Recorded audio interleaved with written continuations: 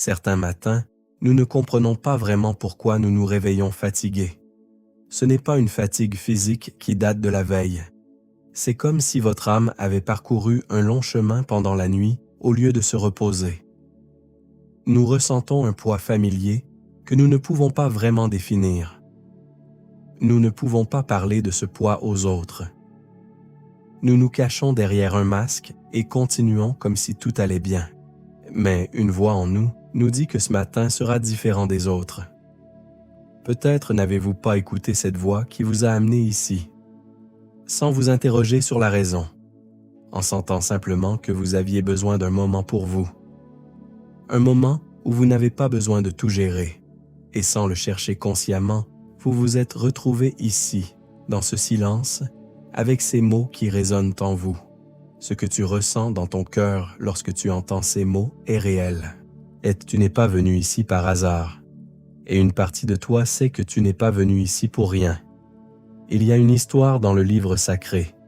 Elle a été écrite par un homme qui dormait dans les champs, qui avait peur dans les nuits sombres, qui versait des larmes qu'il ne montrait à personne. Ce n'était pas un saint inaccessible. C'était quelqu'un qui connaissait la raison de cette fatigue familière. Et à cette époque, il a couché son expérience sur le papier. Ces mots n'étaient pas des mots ordinaires, et pourtant c'étaient des mots tout simples, mais chaque mot avait une profondeur. Tout au long de l'histoire, ils ont conservé leur puissance jusqu'à nos jours. Le Seigneur est mon berger, je ne manquerai de rien. N'est-ce pas une parole merveilleuse? Ce n'est pas si je fais ce qu'il faut, je ne manquerai de rien. Ce n'est pas si j'ai suffisamment de foi, je ne manquerai de rien. C'est simplement, je ne manquerai de rien. Parce qu'il est là, parce que sa présence suffit. Si ces mots touchent votre âme et que vous souhaitez qu'ils touchent davantage de personnes, veuillez les aimer. Écrivez également ce que vous ressentez en ce moment, même si ce n'est qu'un seul mot, dans les commentaires. Maintenant, fermez les yeux un instant et concentrez-vous sur la puissance de ces mots. Vous n'avez pas besoin d'analyser cette phrase. Laissez-la simplement pénétrer votre âme. Laissez ces mots pénétrer les endroits de votre esprit où ils auront le plus d'effet. Mon Dieu, ce matin je viens à toi avec tout ce que j'ai, ni plus, ni moins. Je ne viens pas avec une foi parfaite ou un cœur sans doute. Je viens avec ce que je porte en moi depuis des jours, parfois des semaines, avec mes pensées qui reviennent la nuit quand tout est calme, avec mes inquiétudes que j'essaie de mettre de côté pendant la journée, mais qui m'attendent le soir comme des ombres patientes. Tu me vois? Pas comme je voudrais être vu, mais tel que je suis vraiment. Tu connais ces nuits où je me réveille, le cœur serré, sans savoir exactement pourquoi.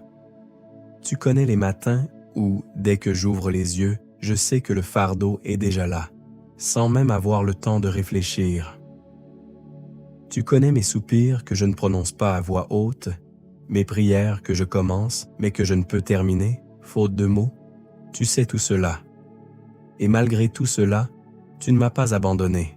Avant toute chose, j'ai quelque chose à te dire.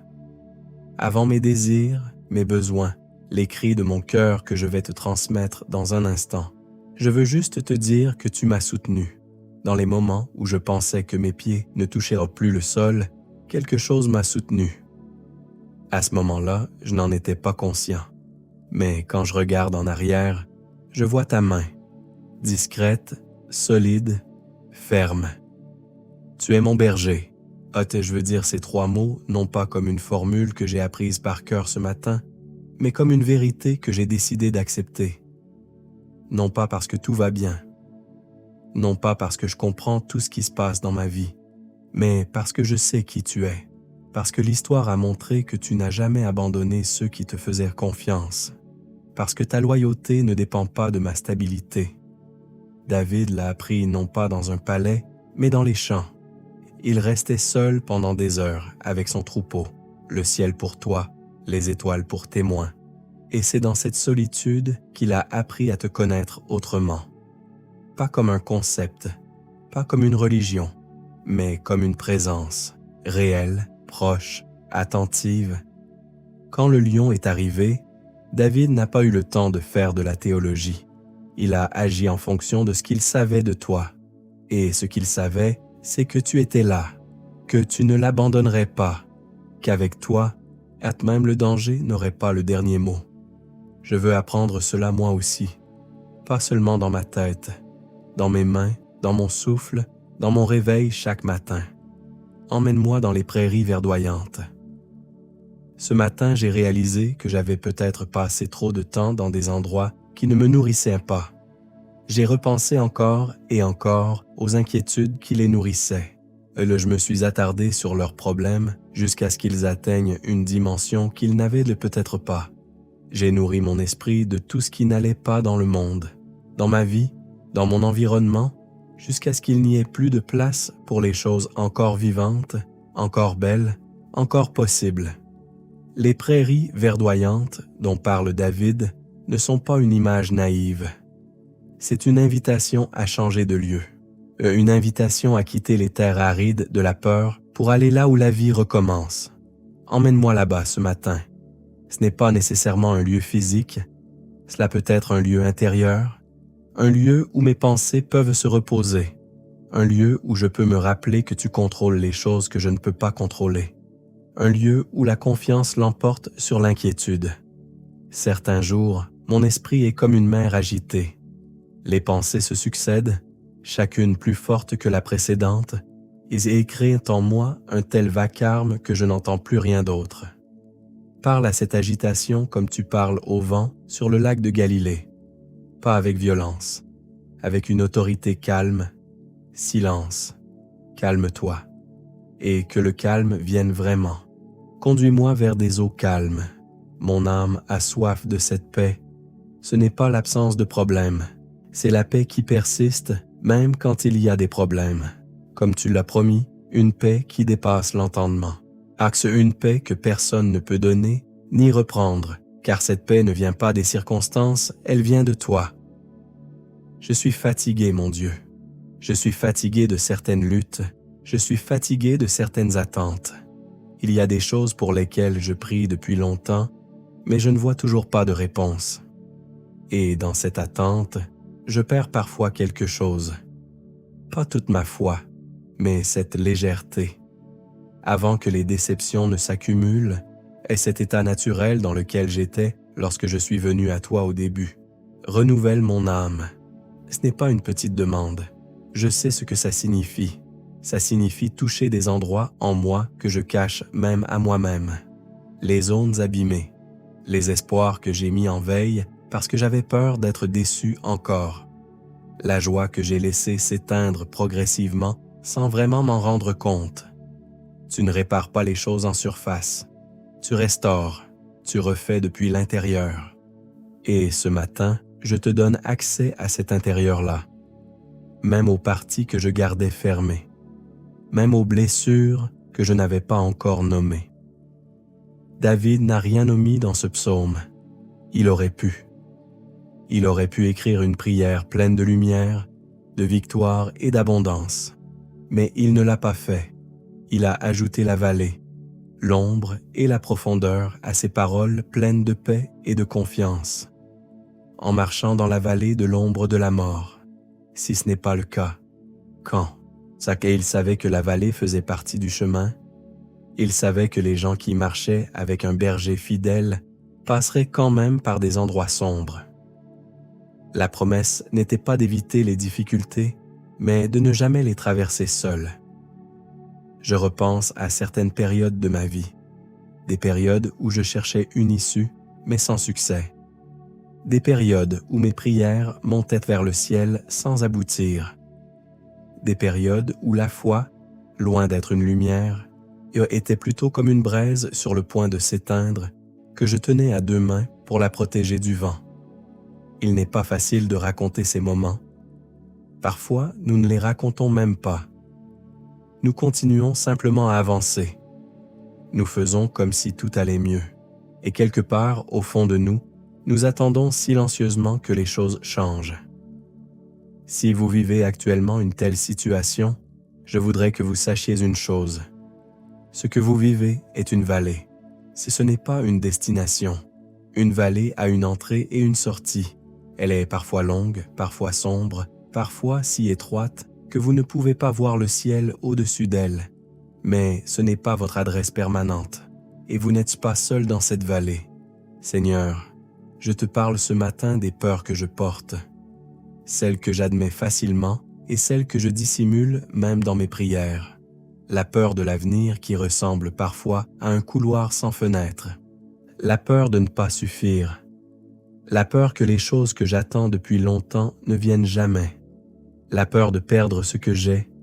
La peur de ce que je pourrais entendre, voir, recevoir comme nouvelle un jour que je ne suis pas encore prêt à imaginer. Ces peurs-là, elles ne disparaissent pas simplement parce qu'on les nie. Elles s'installent dans les coins sombres et elles grossissent dans le silence. Alors ce matin, je ne vais pas les nier. Je te les amène telles qu'elles sont. Je te les tends comme on tend quelque chose de trop lourd à quelqu'un en qui on a confiance. Prends-les. Je ne sais pas toujours ce que demain va apporter. Je ne contrôle pas les événements. Je ne contrôle pas les décisions des autres. Il y a des pans entiers de mon existence qui échappent complètement à ma prise. Et dans cette réalité-là, l'anxiété guette. Elle cherche une ouverture. Elle se glisse dans l'incertitude comme l'eau dans les fissures. Mais ta parole dit quelque chose que je choisis de recevoir comme une vérité vivante, pas comme un verset encadré sur un mur. Elle dit que tu n'as pas donné un esprit de crainte, que la crainte parfaite chasse la peur, que tu marches avec moi dans chaque vallée, ta houlette à la main, ton regard sur moi. Ta houlette ne sert pas seulement à repousser ce qui menace, elle sert aussi à ramener ce qui s'est égaré. Cette image me touche profondément ce matin, parce qu'il y a des parties de moi qui se sont égarées. Pas dramatiquement, doucement. La joie qui s'est éloignée, la confiance qui a pris du recul, l'élan du cœur qui s'est ralenti. Et tu n'attends pas que je revienne par mes propres forces. Tu viens chercher ce qui s'est perdu, tu ramènes, tu restaures, tu ramènes encore. Il faut que je te dise quelque chose de difficile ce matin. Il y a des moments où c'est moi qui me suis éloigné de toi. Pas sous la contrainte, par choix, par orgueil, par impatience. J'ai voulu conduire ma vie selon ma propre compréhension. J'ai pris des décisions sans vraiment te consulter, en sachant quelque part que tu aurais peut-être dit autre chose. J'ai murmuré contre tes délais. J'ai questionné ta bonté quand les choses ne se passaient pas comme je l'espérais. J'ai cherché dans des endroits vides ce que seule ta présence peut donner. Je ne te dis pas cela pour m'accabler. Je te le dis pour être honnête, parce que la relation que tu proposes n'est pas une relation de façade. Tu ne veux pas ma bonne version seulement. Tu veux me connaître tel que je suis. Et moi, je veux arrêter de me présenter devant toi avec un masque. J'ai été impatient quand tu me demandais d'attendre. J'ai été rigide quand tu m'invitais à être souple. J'ai jugé quand j'aurais dû aimer. J'ai gardé des rancœurs que j'aurais dû déposer depuis longtemps. Et il y a des personnes que je n'ai pas encore vraiment pardonnées dans mon cœur, même si je l'ai dit avec les lèvres. Il y a des blessures que j'ai refermées trop vite sans les avoir vraiment soignées. Il y a des habitudes dans ma manière de penser, dans ma manière de parler, qui ne correspondent pas à ce que tu m'invites à être. Pardonne-moi. Pas parce que je vais tout faire parfaitement à partir de maintenant, mais parce que je reconnais. Parce que je ne veux pas continuer à porter la distance comme si elle était normale. Parce que le retour vers toi n'est jamais une honte. C'est toujours un commencement. David lui-même a connu cela. Cet homme dont le psaume est devenu une prière universelle, il a failli, gravement. Et quand le prophète Nathan l'a confronté, il n'a pas cherché d'excuses. Il n'a pas regardé autour de lui pour trouver un coupable. Il a dit « J'ai péché ». 3 mots, direct, vrai. Et toi, bien tu as répondu à cette honnêteté-là, pas en le rejetant, en le restaurant. Crée en moi un cœur pur, ô Dieu. Renouvelle en moi un esprit bien disposé. Ces mots, je les fais miens ce matin, pas comme une formule, comme un désir sincère. Je ne veux pas seulement que mes comportements changent. Je veux que quelque chose de plus profond se transforme. La manière dont je vois les choses, la manière dont je réagis quand je suis blessé, la manière dont je traite ce qui me résiste, la manière dont je parle des autres quand ils ne sont pas là, fait de moi quelqu'un de vrai, pas parfait, vrai. Il y a des vallées que j'ai traversées et dont je ne parle plus parce qu'elles sont derrière moi. Mais elles m'ont marqué. Ces saisons où tout semblait se défaire en même temps, ces périodes où les nouvelles difficiles arrivaient avant même que j'aie fini de digérer les précédentes. Ces moments où j'ai dû dire au revoir à quelqu'un que j'aimais, et où j'ai reçu des mots qui ont changé quelque chose en moi sans que je le choisisse. Où des portes se sont fermées sur des espoirs que je portais depuis longtemps. Dans tout cela, quelque chose a tenu. Je ne l'ai pas toujours compris sur le moment. Parfois, j'étais trop submergé pour le voir. Mais en regardant en arrière, je vois les traces de ta présence dans des endroits où je ne t'avais pas cherché. Une paix inexplicable au milieu d'une nuit de larmes. Une rencontre inattendue au bon moment. Une force qui venait de plus loin que moi, dans des circonstances qui auraient dû m'écraser. Tu étais là. Et ce matin, en entrant dans ce qui vient, dans ce que je ne connais pas encore de ce jour et des jours suivants, je veux me rappeler cela. Tu étais là hier, tu es là aujourd'hui, tu seras là demain.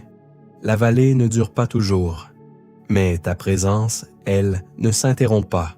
Je ne te demande pas de rendre mon chemin sans embûche, je te demande de continuer à marcher avec moi, avec ta houlette, avec ton regard, avec cette autorité tranquille qui fait que même dans l'ombre, quelque chose en moi sait que je ne suis pas seul. Je ne crains aucun mal, car tu es avec moi. Ce n'est pas une bravoure que je fabrique, c'est une confiance que je reçois. Ce matin, maintenant, dans ce silence où tu m'as rejoint. Il y a des choses qu'on porte sans savoir qu'on les porte, des habitudes de pensée installées si profondément qu'on les prend pour sa propre voix, et des réflexes émotionnels tellement anciens qu'on ne se souvient plus d'un temps sans eux. La peur qui se glisse dans chaque projet avant même qu'il commence. La honte qui murmure que tu n'es pas vraiment à ta place. L'épuisement chronique qui n'a pas de cause médicale précise, mais qui est là, chaque matin, fidèle comme une mauvaise habitude. On s'y habitue. On finit par croire que c'est simplement comme ça qu'on est, que c'est sa nature, que certaines personnes sont légères et d'autres non, et qu'on fait partie des secondes. Mais ce matin, quelque chose veut te dire que ce n'est pas vrai.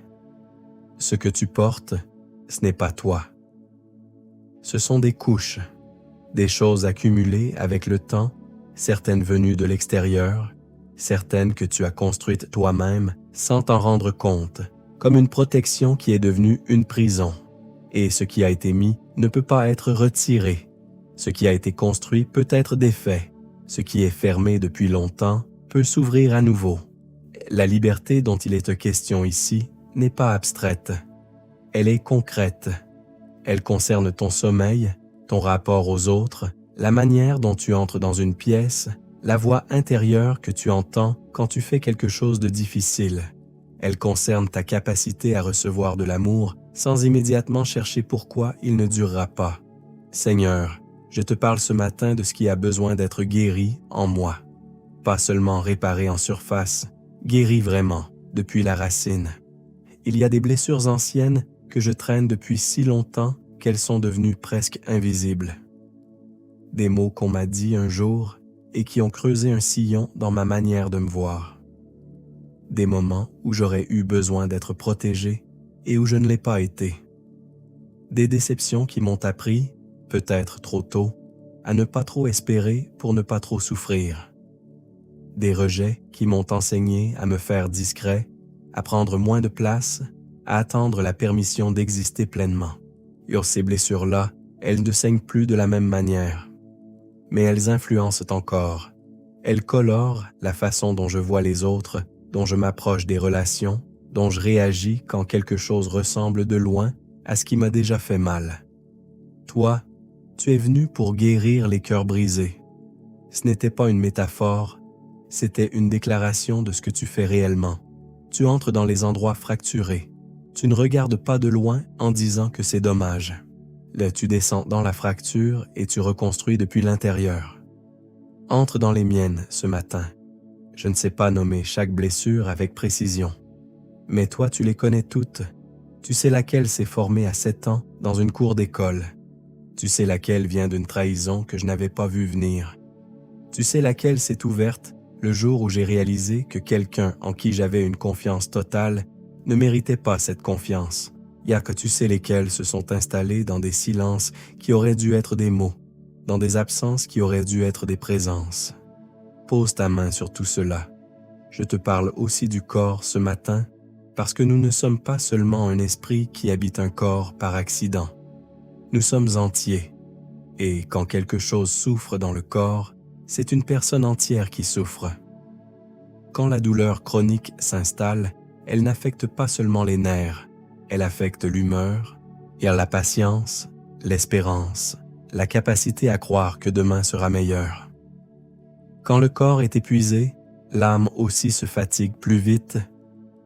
Tu es le même qui guérissait en touchant, le même dont la seule proximité suffisait à transformer des corps que la médecine avait abandonnés.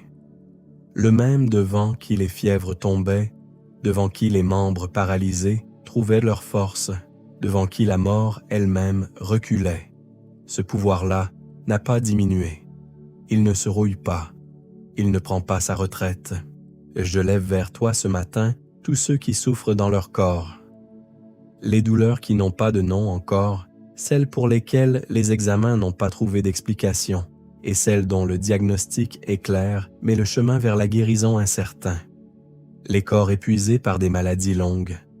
Les corps affaiblis par des traitements difficiles.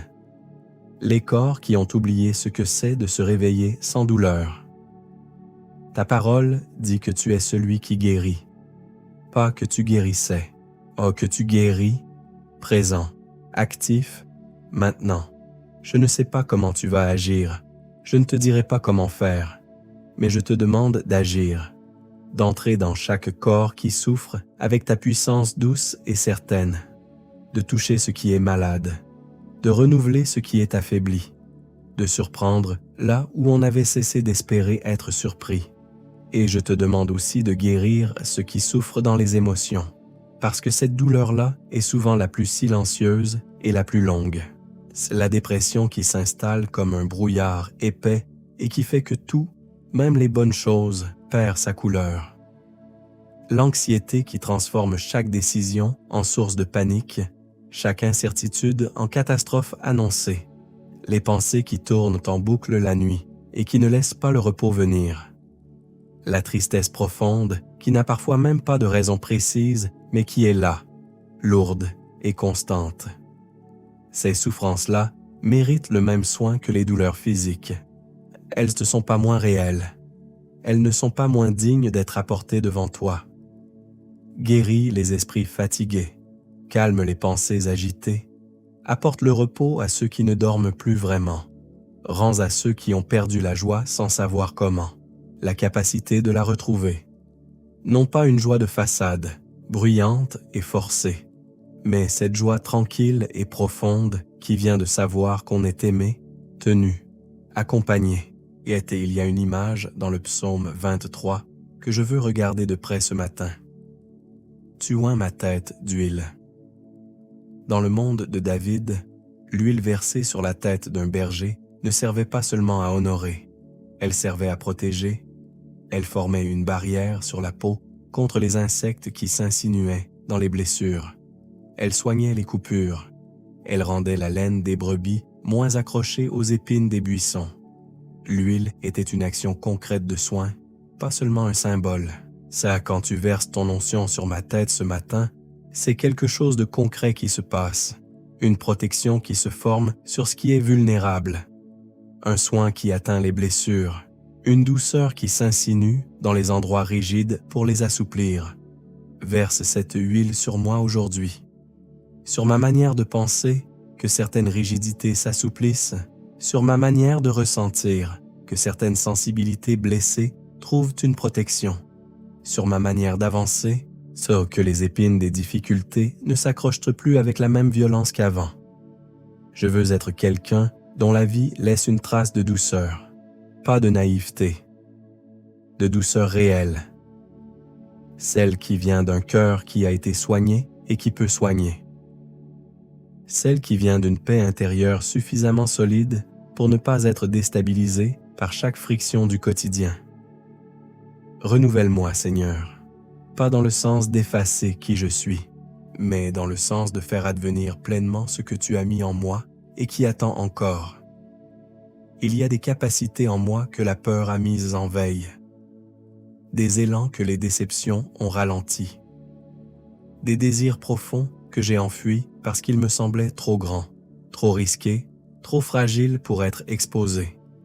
Tu connais tout cela, tu l'as mis là, et tu ne l'as pas mis là pour qu'il reste enfoui, comme un arbre après l'hiver qui retrouve sa sève sans qu'on lui explique comment. Et je veux retrouver ce mouvement intérieur, ce flux de vie qui ne dépend pas des circonstances favorables, cette capacité à repartir même quand on a été arrêté, cette confiance tranquille que ce qui est bon finit par pousser, même dans une terre qui a connu des saisons difficiles. Mon âme a besoin d'être restaurée, et toi, tu sais restaurer. Tu l'as fait pour des vies entières. Tu peux le faire pour la mienne. Tu peux le faire maintenant, dans ce moment de silence, et pendant que je suis là devant toi, avec rien d'autre que ma volonté de recevoir ce que tu veux me donner. Je te fais confiance avec cela. Bölüm 3 tamamlandı. Devam edeyim mi? Bölüm 4. İlahi sofra, bereket ve minnet bölümüne geçeceğim. Devam 13-37. Bölüm 4. İlahi sofra, bereket ve minnet. Yaklaşık 1500 kelime. Il y a une image dans ce psaume qui dérange un peu si on la regarde vraiment. Pas parce qu'elle est triste, parce qu'elle est trop belle pour être vraie. Et pourtant elle est là, est écrite noir sur blanc, sans condition ni restriction.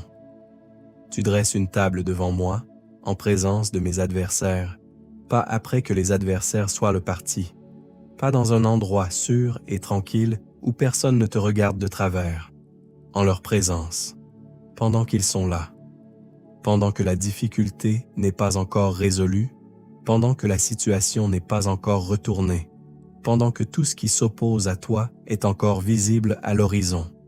C'est là que la table est dressée. Je pense à toutes les fois où j'ai attendu que les problèmes disparaissent avant de pouvoir respirer, avant de pouvoir célébrer quelque chose, avant de me permettre une joie qui me semblait prématurée, comme si la paix devait attendre la résolution, comme si la gratitude devait attendre l'abondance, comme si le repos devait attendre que tout soit parfait. Mais ce psaume dit quelque chose de différent. Il dit que le festin est maintenant, pas plus tard, maintenant, car qui est en plein milieu de ce qui résiste, de ce qui presse, de ce qui n'est pas encore réglé. La bénédiction ne nécessite pas un environnement parfait pour se manifester. Elle se manifeste là où tu es, avec ce que tu as, dans la réalité de ton quotidien, aussi compliqué soit-il. Seigneur, je veux apprendre à m'asseoir à cette table-là, pas la table que j'imaginais, celle que tu as préparée, même si elle est dressée dans un endroit que je n'aurais pas choisi, et même si les circonstances autour ne ressemblent pas à ce que j'aurais voulu. Tu l'as préparée, et ce que tu prépares est toujours suffisant, toujours plus que suffisant. Avant de te demander quoi que ce soit ce matin, je veux d'abord regarder ce que tu as déjà mis sur cette table. Je veux te rendre grâce, pas de manière mécanique, pas parce qu'on m'a dit qu'il fallait commencer les prières par la gratitude, mais parce que quand je prends vraiment le temps de regarder, il y a plus à voir que ce que mon inquiétude m'avait laissé remarquer. Ce souffle que je prends en ce moment même.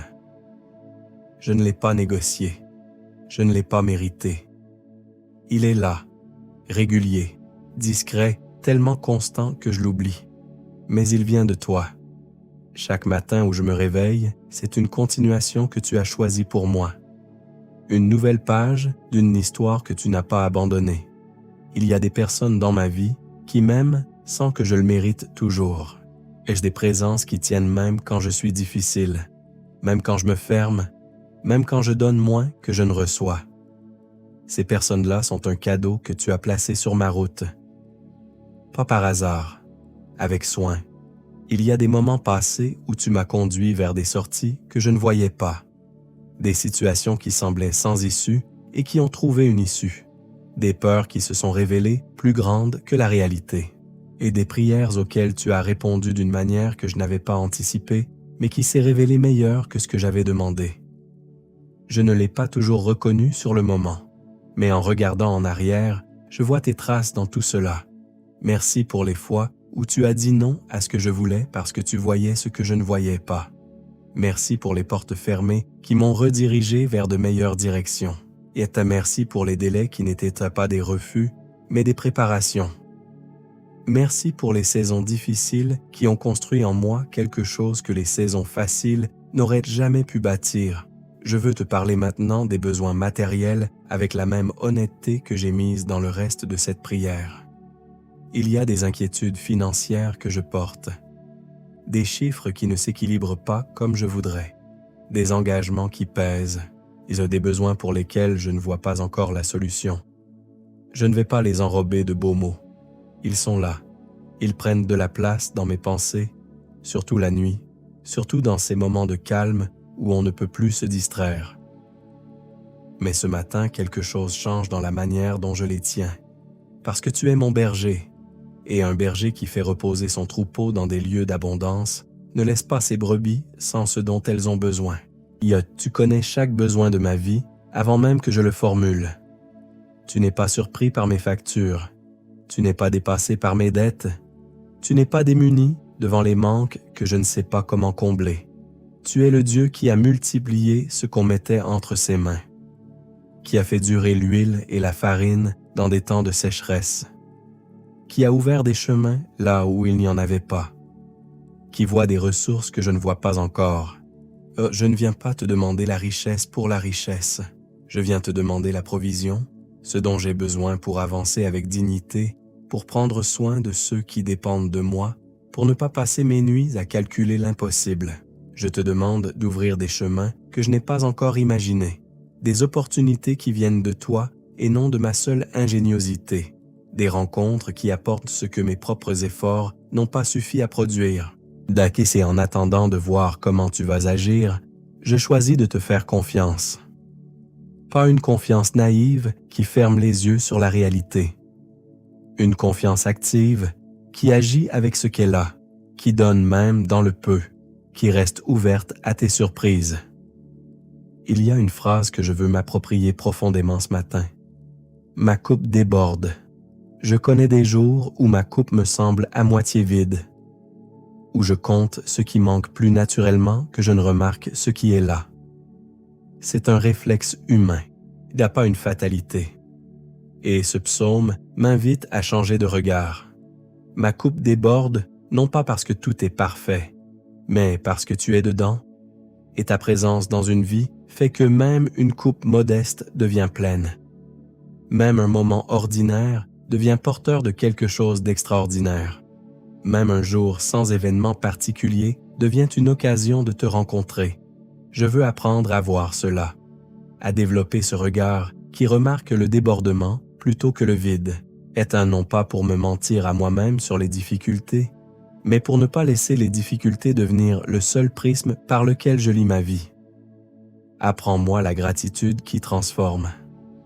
Pas celle qui dit merci en superficie pendant qu'intérieurement on se plaint, mais celle qui change réellement la manière dont on perçoit les choses. Celle qui voit dans un café chaud le matin une attention de ta part. Celle qui voit dans un visage aimé un signe de ta générosité. Et celle qui voit dans un jour ordinaire la preuve que tu continues à écrire quelque chose de bon. Je t'apporte aussi les relations ce matin. Les familles traversées par des tensions que personne n'a vraiment choisies, mais que tout le monde entretient sans le vouloir. Les couples qui se sont perdus progressivement, sans drame, dans la routine et l'accumulation des petits silences. Les enfants et les parents qui ne trouvent plus les mots pour se rejoindre. Aide les amitiés qui se sont effritées sous le poids du temps et des distances. Tu es le Dieu qui restaure, pas seulement les corps, les liens aussi, les ponts effondrés, les confiances trahies, les cœurs qui se sont fermés l'un à l'autre par protection et qui ne savent plus comment se rouvrir. Je te demande d'entrer dans ces espaces-là avec ta douceur qui ne force rien, mais qui ramollit ce qui s'est durci. Que des paroles de réconciliation viennent aux lèvres de ceux qui avaient décidé de se taire. Que des gestes simples rouvrent des portes que des années de fierté avaient condamnées. Que l'amour que tu as mis dans ces relations retrouve sa circulation, comme un fleuve qui reprend son cours après une longue sécheresse. Dresse une table de réconciliation dans les familles qui en ont besoin. Assieds ensemble ceux qui s'évitent. Fais que le repas partagé redevienne ce qu'il devrait être, un lieu de présence, pas seulement de nourriture. Un espace où on se retrouve vraiment, et pas seulement un moment où on mange côte à côte sans se voir. Ta bonté et ta grâce m'accompagneront tous les jours de ma vie. Tous les jours, pas les bons jours seulement, pas les jours de prière et de discipline. Tous les jours de fatigue, les jours où je serai moins présent à toi que tu l'es à moi, les jours où je raterai quelque chose que j'aurais dû faire, les jours ordinaires sans éclat particulier, les jours difficiles qui viendront encore, et bon parce que la vie continue avec ses vallées et ses ascensions. Ta bonté me suit. Elle ne m'attend pas en un lieu fixe pour que j'aille la chercher. Elle marche derrière moi. Elle m'accompagne. Elle est dans mon sillage, même quand je ne la vois pas. Et cette image-là, ce matin me donne quelque chose que peu de choses peuvent donner. La paix d'être accompagné. Il y a quelque chose qui change quand on a passé du temps dans ce silence-là. Pas forcément visible de l'extérieur, pas nécessairement mesurable, mais réel. Quelque chose dans la manière de tenir les épaules, dans la qualité du souffle, dans ce rapport aux choses qui étaient tendues ce matin et qui s'est légèrement desserré. Ce n'est pas de l'autosuggestion. Ce n'est pas qu'on s'est convaincu que tout allait bien alors que tout n'allait pas bien. C'est autre chose. C'est qu'on a posé ce qu'on portait le temps d'un moment. Et qu'en le posant, autant on a réalisé qu'on n'était pas obligé de tout reprendre de la même façon. Les problèmes que tu avais ce matin sont probablement encore là. Les défis du jour t'attendent toujours. Les conversations difficiles, les décisions à prendre, les situations sans solution évidente, tout cela n'a pas disparu pendant qu'on priait. Mais quelque chose a changé dans la manière dont tu vas les rencontrer. Parce que tu ne pars pas seul. Parce que tu pars avec le souvenir frais de ce que tu viens de dire et de ce qui t'a été dit dans ce silence. Tu as un berger. Et ce berger te précède dans ce jour. Seigneur, je veux prier pour ce jour maintenant, pas en termes vagues, en termes concrets pour les heures qui viennent. Il y a des conversations que j'appréhende, des échanges qui pourraient virer dans une direction difficile si les mots ne sont pas les bons, si les émotions prennent le dessus, si l'orgueil de l'un ou de l'autre s'invite sans être convié. Je te demande d'être présent dans ces conversations-là, pas pour les rendre artificiellement harmonieuses, mais pour qu'il y ait en moi suffisamment de calme pour écouter vraiment, suffisamment de clarté pour dire ce qui doit être dit avec justesse, suffisamment de douceur pour ne pas blesser là où ce n'est pas nécessaire. Donne-moi les bons mots au bon moment. Et aie la sagesse de garder le silence quand le silence est meilleur que n'importe quel mot. Il y a des décisions à prendre. Certaines petites, certaines qui portent plus de poids. Je ne veux pas les traverser en comptant seulement sur mon propre jugement. Mon jugement a ses limites. Il est coloré par mes peurs, par mes expériences passées, par mes angles morts. Toi, tu vois ce que je ne vois pas. Tu connais les conséquences de chemins que je ne peux pas encore imaginer. Guide mes pas, et pas nécessairement avec une voix audible ou un signe spectaculaire, mais avec cette inclination intérieure que tu poses dans le cœur de ceux qui t'écoutent, ce léger mais certain sentiment de la direction juste. Il y a des tâches devant moi qui me semblent lourdes, des responsabilités dont le poids peut décourager avant même qu'on commence. Je te demande de transformer mon rapport au travail de ce jour, que je ne le subisse pas, que j'y entre avec quelque chose qui ressemble à de la dignité, à de l'engagement, à ce sens du soin qu'on met dans ce qu'on fait quand on sait pour qui on le fait en dernier lieu. Que mes mains travaillent bien aujourd'hui, que ma pensée soit claire, que ma concentration tienne là où elle doit tenir, que la fatigue ne me gagne pas avant que j'aie accompli ce qui était nécessaire. Je te prie pour ceux qui sont dans ma vie et que je vais croiser aujourd'hui. Certains vont bien, certains souffrent en silence derrière un visage composé. Je ne sais pas toujours faire la différence. Rends-moi attentif, suffisamment présent à l'autre pour remarquer ce que les mots ne disent pas, suffisamment disponible pour que, si quelqu'un a besoin d'être entendu, je sois capable de m'arrêter vraiment, de poser ce que j'étais en train de faire, d'offrir cette qualité de présence qui fait qu'on se sent moins seul. Il y a des personnes dans ma vie qui portent des choses lourdes en ce moment, des situations que je connais, d'autres que j'ignore. Je les dépose devant toi ce matin avec le peu que je sais de leur réalité et l'immensité de ce que toi tu connais. Sois leur berger à eux aussi. Conduis-les vers ce dont ils ont besoin. Envoie sur leur chemin ce qui peut les alléger. Parle à leur cœur dans les moments de découragement avec cette voix tranquille qui sait toujours quoi dire quand les mots humains ne suffisent plus. Sois présent dans les foyers qui vivent des tensions aujourd'hui, dans les chambres d'hôpital, dans les salles d'attente où l'anxiété s'installe facilement, dans les bureaux où des décisions difficiles vont être prises, dans les rues où des gens marchent sans direction précise parce qu'ils ont perdu le fil de quelque chose d'essentiel. Tu vois chacun. Tu n'as pas de limite de capacité. Tu peux être simultanément partout où une âme a besoin de toi. Et cette réalité-là me dépasse, mais elle me réconforte profondément. Il y a une dernière chose que je veux faire avant de terminer cette prière. Je veux m'arrêter sur ces mots que David a choisis pour finir son psaume. Pas une victoire bruyante, pas une proclamation triomphante avec des trompettes et des tambours. Juste ceci, dit simplement, comme une vérité qu'on pose au bout d'un long chemin parcouru. Et j'habiterai dans la maison de l'Éternel pour de longs jours. Habiter, pas visiter, pas passer. Habiter. Faire de sa présence un lieu de résidence et rentrer chez soi dans sa présence à lui. Je veux cela.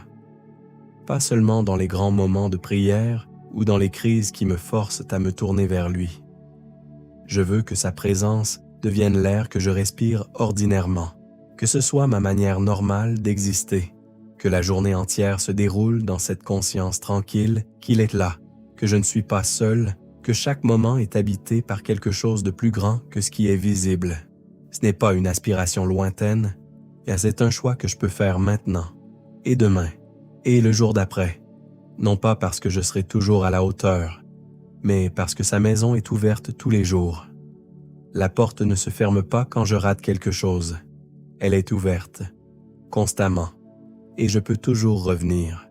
Seigneur, avant de clore ce temps, je veux te dire une dernière fois ce matin que je te fais confiance. Pas parce que je comprends tout. Il y a des choses dans ma vie que je ne comprends pas encore. Et des silences qui durent, des attentes qui pèsent, des questions auxquelles je n'ai pas de réponse et qui resteront peut-être sans réponse encore un certain temps. Mais je te fais confiance quand même, parce que ce que je connais de toi est plus grand que ce que je ne comprends pas de tes voies, parce que ta fidélité dans le passé est une promesse pour l'avenir, parce que tu n'es pas du genre à commencer quelque chose et à l'abandonner à mi-chemin.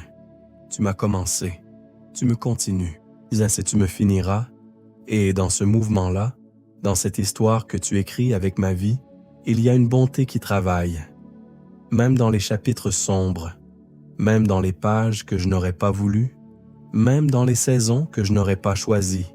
Tu es là, stylo en main, Et ce que tu écris finit toujours par avoir un sens que le milieu de l'histoire ne permettait pas de voir. Je choisis de te croire sur parole. L'Éternel est mon berger. Je ne manquerai de rien. Et ces mots avec lesquels David a commencé, je les reprends pour les finir. Non pas comme une répétition, mais comme une confirmation. Comme quelqu'un qui est entré dans une pièce par une porte et qui en ressort changé, et qui regarde derrière lui en disant « Oui, c'était vrai, c'est vrai, ça restera vrai. Je ne manquerai de rien, pas parce que ma vie est sans manque en ce moment, mais parce que celui qui m'accompagne est plus grand que tous mes manques rassemblés, parce que sa provision n'a pas de fond, parce que sa créativité pour subvenir à ce dont j'ai besoin dépasse tout ce que j'aurais pu planifier par moi-même. Je sors de ce temps de prière différemment de comment j'y suis entré. Pas guéri de tout, pas débarrassé de tous les défis, mais plus léger d'une certaine manière, avec ce sentiment tranquille que quelque chose s'est passé ici, que des mots ont été entendus, et que des fardeaux ont été reçus par des mains plus capables que les miennes de les tenir. Le berger est avec moi. Et pour aujourd'hui, pour ce jour qui commence, pour ces heures que je ne connais pas encore, c'est suffisant. C'est même bien plus que suffisant.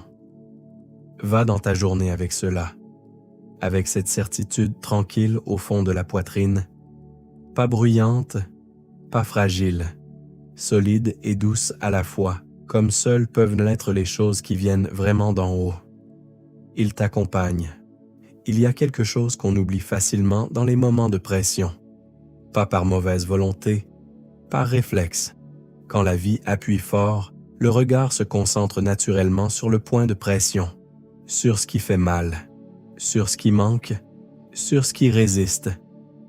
Et progressivement, sans qu'on s'en rende vraiment compte, le reste du tableau disparaît du champ de vision. On finit par ne voir que le problème. Et le problème finit par prendre toute la place. David connaissait cela aussi. Ce n'était pas un homme épargné par la pression. Il avait des ennemis réels, des menaces concrètes, des nuits de fuite dans des grottes, des jours de doute sur ce que ses propres proches allaient de faire. Il aurait eu toutes les raisons du monde de ne voir que les difficultés. Et pourtant, ce psaume qu'il a écrit n'est pas une liste de plaintes. C'est une déclaration de confiance, une manière de choisir où poser le regard quand plusieurs endroits réclament l'attention en même temps. Ce choix-là, non, il ne se fait pas une fois pour toutes. Il se refait chaque matin, parfois plusieurs fois dans la même journée. Ce n'est pas de la faiblesse, c'est de l'humanité. Et la grâce, c'est qu'on peut toujours revenir à ce choix, même après l'avoir perdu de vue pendant un moment.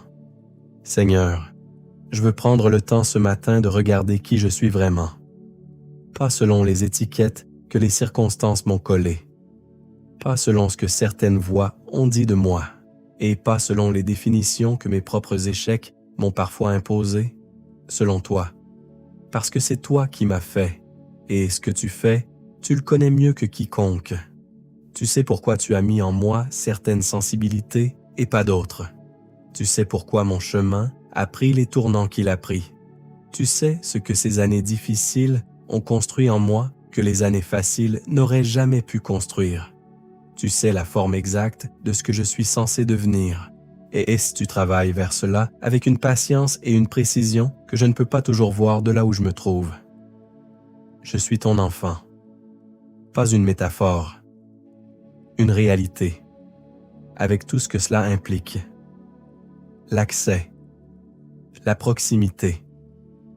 La liberté de venir à n'importe quelle heure, dans n'importe quel état, sans avoir à mériter l'entrée.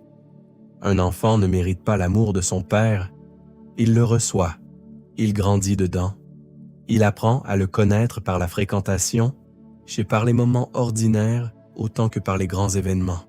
C'est cela que je veux, te connaître vraiment, pas seulement savoir des choses sur toi, te connaître comme on connaît quelqu'un dont on partage la vie quotidienne, dont on reconnaît la voix dans le bruit, dont on devine la présence avant même qu'elle soit annoncée. Je veux passer le reste de cette journée comme je l'ai consciemment choisi ce matin, pas de manière compliquée, et pas en ajoutant de nouvelles règles à celles que j'applique déjà. Quelque chose de simple, de discret, mais de constant. Tout au long de la journée, dans les moments de transition, dans les intervalles entre les activités, dans les petits moments que la vie nous offre, mais que nous ne remarquons pas toujours. Je veux me souvenir d'une seule chose. Une phrase. La phrase du berger. Tu es avec moi. Pas besoin de s'arrêter longtemps. Pas besoin de fermer les yeux ou de trouver un endroit calme. Ai-je juste ce rappel en moi, ce retour au centre. La conscience renouvelée que tu es là, immobile, pendant que je suis occupé à autre chose.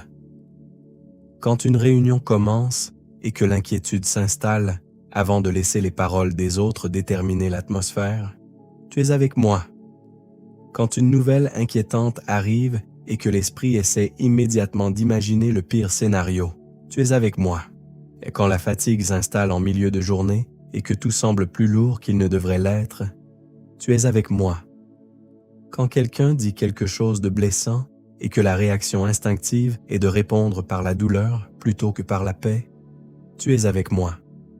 Ce n'est pas une technique, c'est un retour. Un retour à ce que nous avons dit ce matin. Un retour à ce que nous avons reçu dans ce silence. Un retour à la vérité que nous avons choisi comme boussole pour cette journée. Je voudrais maintenant prier pour quelque chose de particulier. Pour les moments où j'aurai envie de reprendre les fardeaux que j'ai laissés ce matin. Car cela arrivera. Ce n'est pas du pessimisme. C'est de la connaissance de soi. Il y a des pensées qui reviennent. Les inquiétudes que j'ai abandonnées il y a quelques minutes vont frapper à nouveau à la porte de ma conscience comme si elles n'avaient jamais été abandonnées. C'est ainsi que fonctionne l'esprit humain. C'est nous ne pouvons pas résoudre nos inquiétudes d'un seul coup en priant un matin. Petit à petit, nous apprenons à ne pas laisser les inquiétudes occuper la place qu'elles veulent. Dans ces moments-là, je te demande une chose précise. Un rappel intérieur. Comme ce que tu as fait à tes disciples dans le bateau au milieu de la tempête. Tu n'as pas besoin d'apaiser la tempête immédiatement. Mais sois là, de manière claire et perceptible. Que je puisse sentir ta présence comme une ancre. Et même s'il y a des vagues, je ne dériverai pas. Donne-moi la capacité de revenir, encore et encore, sans me sentir coupable d'être parti, sans avoir honte d'être à nouveau envahi par l'inquiétude. Juste le simple et constant mouvement de revenir vers toi. Comme respirer, s'éloigner un peu, revenir, s'éloigner à nouveau, revenir à nouveau. Et dans cette respiration, grandir lentement avec une confiance qui ne se construit pas en un jour, mais dans la fidélité des jours ordinaires. Ce matin, je pense à tous ceux qui ont prié avec moi. Des voix que je n'ai pas entendues, des visages que je n'ai pas vus, des vies que je ne connais pas, mais des cœurs qui traversent le même silence avec leurs propres fardeaux, leurs propres attentes, leurs propres espoirs. Certains ont prié depuis un endroit relativement paisible afin d'approfondir encore davantage ce qu'ils possédaient déjà. D'autres ont prié au milieu d'une crise, cherchant une issue, un souffle, une raison de continuer. Et certains ont conservé leur foi pendant longtemps. D'autres, de retour après une longue absence, avaient une foi fragile, hésitant encore à croire que la porte était vraiment ouverte après tout ce temps. Tu les vois tous, chacun par son nom, chacun avec sa situation particulière, et ton attention n'est pas divisée entre nous. Tu te concentres entièrement sur chacun d'eux, en même temps, complètement. Je te les confie. Ceux qui retournent à une vie quotidienne difficile. Ceux qui, et après avoir fermé cette fenêtre, retourneront dans une maison tendue, un corps souffrant, une situation financière urgente, une relation douloureuse. Que ce moment passé ici ne soit pas seulement une pause pour reprendre son souffle avant de retrouver le même poids. Qu'il soit plus que cela. Un point d'ancrage, un souvenir de votre présence auquel vous pourrez revenir lorsque la journée deviendra difficile. Y a-t-il une graine de confiance semée ce matin et qui continuera à pousser après la fermeture de l'écran? Ta bonté et ta grâce m'accompagneront chaque jour de ma vie. Chaque jour. Ces 2 mots écrits par David ne sont pas une fin. Ils sont un commencement. Au-delà de la prière, au-delà de ce matin, au-delà de ce calme, ils sont une promesse qui se poursuit. Ta bonté m'accompagnera dans les réunions d'aujourd'hui, lors des repas, lors des voyages, et dans les tâches répétitives qui semblent insignifiantes, mais qui constituent le tissu de la vie quotidienne. Dans les moments de solitude et dans les moments de foule. Dans les choses qui seront belles aujourd'hui et dans celles qui seront difficiles.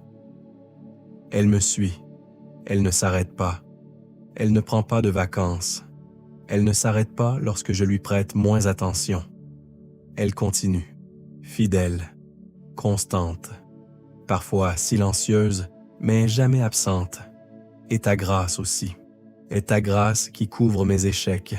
Ta grâce qui fait place à l'apprentissage. Qui ne tient pas compte de mes défauts. Qui ne voit pas mes échecs, mais ce que je suis devenu. Cette grâce me suit chaque jour. Les jours où je suis la personne que je veux être et ceux où je ne le suis pas. Aujourd'hui, je ne suis pas seul. Demain, je ne serai pas seul. Je n'ai jamais été vraiment seul, même si tout en moi me disait le contraire.